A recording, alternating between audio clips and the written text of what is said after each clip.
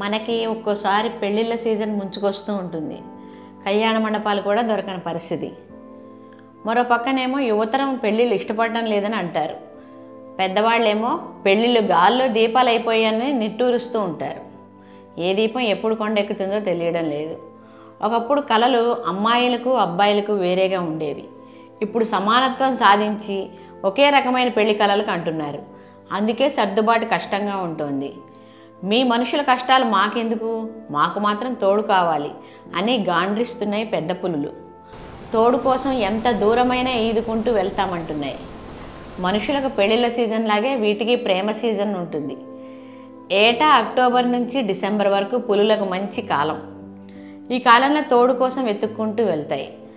అలా ఒక టైగర్ మహారాష్ట్రలోని ప్రాణహిత అనేది ఈదుకుంటూ వచ్చి తెలంగాణ అటవీ అధికారుల కంట్లో పడింది.